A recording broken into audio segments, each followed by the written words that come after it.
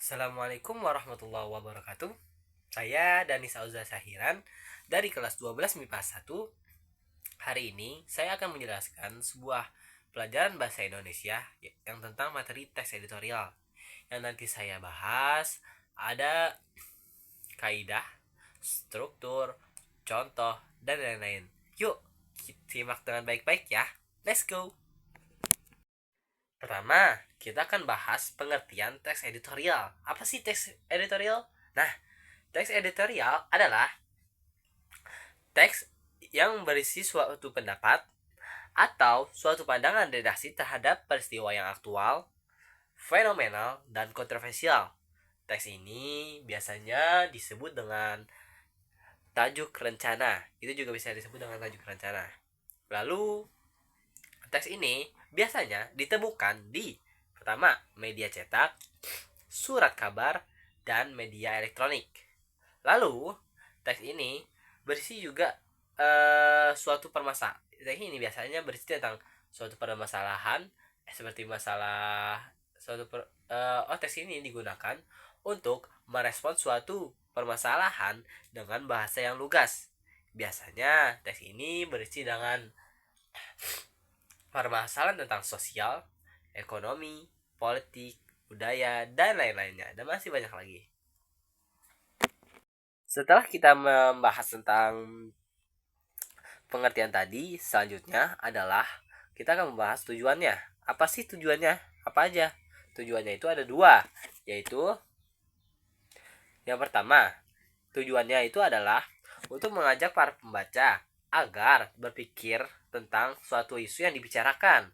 Yang kedua, yaitu memberikan opini atau pandangan redaksi kepada pembaca terhadap suatu isu yang sedang dibicarakan atau dibincangkan. Nah, teks editorial berisi fakta dan opini. Apa sih fakta? Fakta adalah uh, hal peristiwa yang dapat diuji kebenarannya karena mereka itu adalah sebuah kenyataan. Lalu, opini apa? Opini adalah sebuah kebenaran yang masih harus diuji lagi karena dia masih berupa pendapat. Lalu, biasanya opini itu berisi tentang penilaian, kritik, dan prediksi. Kalimatnya apa aja? Ada kalimatnya seperti seharusnya, sepertinya, bagus sekali, dan lain-lainnya.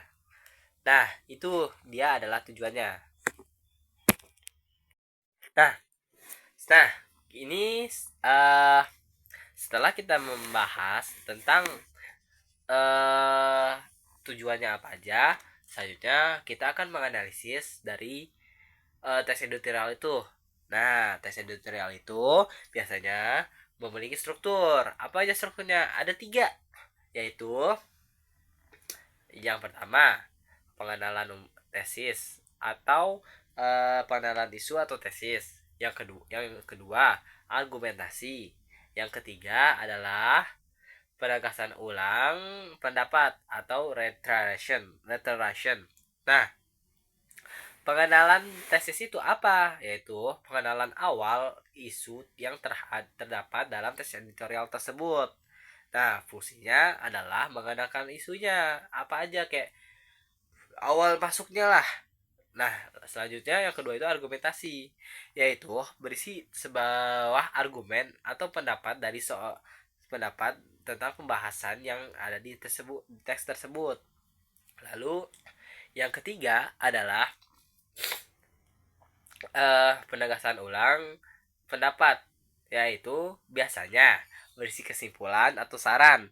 Namun karena di sini juga diselipin suatu pandangan redaksi, jadi kayak ada pendapatnya gitu. Misal kayak seharusnya emang dia dapat penghargaan itu kan ada redaksinya kayak kata seharusnya. Nah kayak gitu.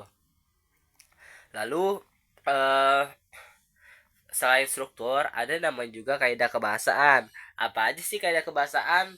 Nah, yang pertama ada menggunakan kalimat retoris, yaitu kalimat yang tidak memerlukan jawaban. Kalimat ini fungsinya sebagai intervensi atau sindiran. Lalu, ada yang namanya menggunakan adverbia, yaitu uh, adalah kalimat yang menunjukkan tingkat kekerapan terjadi sesuatu yang diterangkan, misalnya selalu, biasanya, sering, kadang-kadang, dan lain-lain. Selanjutnya yaitu menggunakan kalimat verba. Kalimat yang yaitu verba itu adalah kata kerja. Misalnya melihat, merasakan, mendengar, dan lain-lain. Lalu ada namanya kalimat menggunakan konjungsi. Konjungsi yaitu seperti dan, lagi pula, terus, eh sebab itu, dan lain-lainnya. Nah, itu aja dari struktur dan kaidah kebahasanya. Nah, setelah kita mengetahui struktur dan kaidah kebahasanya, mari kita menganalisis teks editorialnya. Nah, ini dia teks editorialnya. Yang pertama adalah strukturnya. Strukturnya itu kan tadi ada 3, pengenalan isu, argumentasi, dan penegasan ulang pendapat.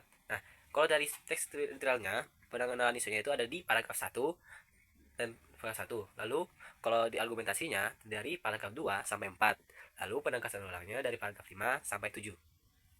Itu adalah strukturnya. Selanjutnya kita menganalisis kaidah kebahasanya. Yang pertama ada kalimat retoris. Kalimat retoris dalam teks editorial ini adalah yaitu ada di perkataan kalimat, yaitu di bukan pekerjaan yang mudah, menangani banjir yang merendam RT 11 dan RW 13 di 5 wilayah Jakarta. Kalimat ini digunakan untuk menekan betapa besarnya tantangan yang dihadapi dalam menangani banjir. Nah, itu adalah kalimat retorisnya. Kita masuk yang kedua, yaitu adverbia. Nah, kalimat adverbia di sini itu langsung pada kalimat personel Pemprov DKI dari lintas instansi terlibat langsung dalam penanganan banjir. Fungsinya menjelaskan cara keterlibatan personel dalam menangani banjir. Contoh yang kedua ada di siang dan malam. Pada kalimat, para petugas di lapangan bekerja keras siang dan malam menjaga dan mengendalikan pos banjirnya. Nah, fungsinya adalah menunjukkan waktu kerja para petugas yang bertugas secara langsung dan terus-menerus tanpa henti.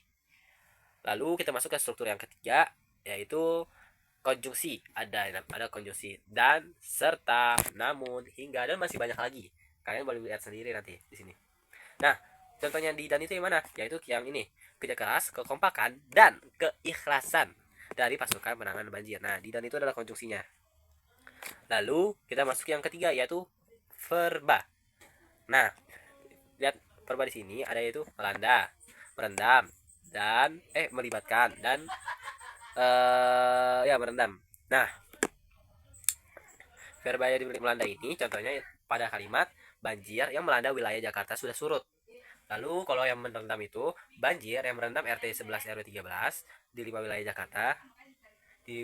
Jakarta. Lalu yang melibatkan itu pada melibatkan kerja keras, kekompakan, dan keikhlasan dari pasukan. Nah, itu dari verbanya. Dan itulah analisis struktur kaidah kebahasaan dari teks editorial berikut. Selanjutnya, kita akan masuk merancang teks editorial yang dimana totalnya itu ada 4, yaitu pertama, memilih topik, mengumpulkan data pendukung, mengaitkan bagian-bagian editorial, dan mengembangkannya. Yang keempat, memperbaiki isi teks di editorial termasuk isi dari kaidah kebahasaannya. Dan itulah cara merancang teks editorialnya. Begitulah penjelasan dari saya. Saya dan saudara Sairan mengucapkan terima kasih. Assalamualaikum warahmatullahi wabarakatuh.